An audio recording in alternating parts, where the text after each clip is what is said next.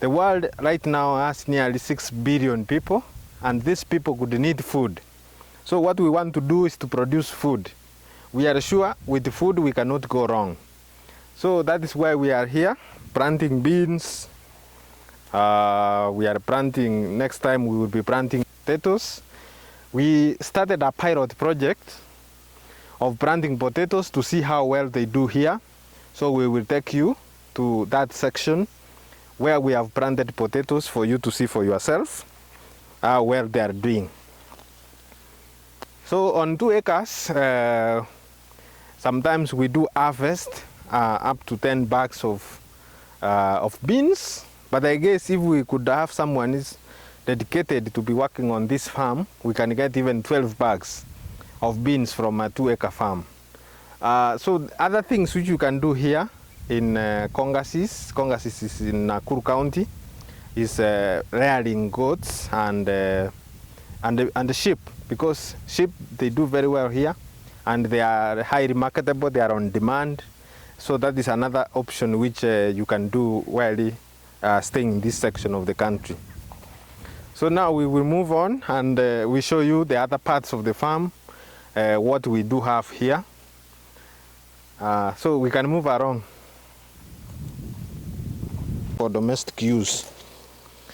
But as you can see here, we have the beans I've been talking about, which my cameraman here cannot see. I just want to make sure the weeds are removed so that you see the beans. I don't know if you can see these beans now. The plants we are talking about here, the crops now, these are the crops. We will get a bumper harvest even if there are so many weeds. So the challenge of doing farming from a distance is that things can go wrong without you noticing, or if you send someone, he doesn't see there is a problem. So this is how it is supposed to be. We are only supposed to have beans. If I could be staying here, I could be working on this farm on a daily basis, removing the weeds by hand, and then we could only remain with beans. And it looks like some of the beans are already dry, like these ones.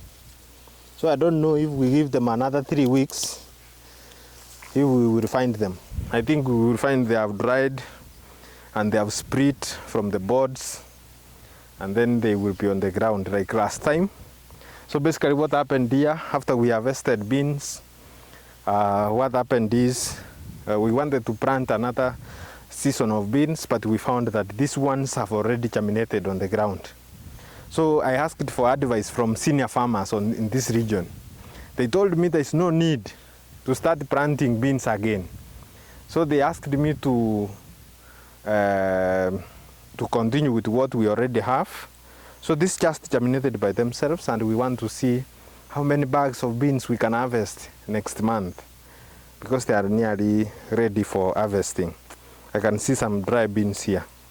So tomorrow there will be a lot of work of removing these weeds. Our main aim of removing the weeds is to make harvesting of beans easier, because it took us 2 days last time when we were harvesting these beans here. So removing weeds will be very beneficial. For those who will be harvesting, it will be much faster, because when you are harvesting, you have also to you have to make sure that you prepare these beans. You know, once you have uprooted them from the ground, we normally take them to a central place. For example, in this region, we will take them to that center.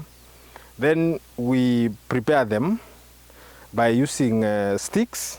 They heat them with sticks. They remove the beans from the buds, and we have beans. That's how we got 10 bags of beans from here. During harvest time, you find that the price of beans goes down, because supply is very high. Everyone has beans, so the price has to go down. But during other times when there are no harvesting of beans, you can get a bag of beans at around even 6,500. But during our time, we sold them at around 5,500, and the second day we sold them at 5,000. So the price can go really down, especially during harvest time, and also the fact that there are brokers who come to purchase the beans from farmers to go and sell in the markets or to transport them to other towns for sale. So let us move on and see what other things we have here for you to see. So on this line, you can see this is our boundary, this one. So we are planning to have K-Ebo. K-Ebo is a type of rye fence, which we will have in the next maybe 2 to 3 years, God willing. And then we will plant trees along this boundary. We like planting trees so that they can work as firewood. Those trees can also be used in the future to prepare timber.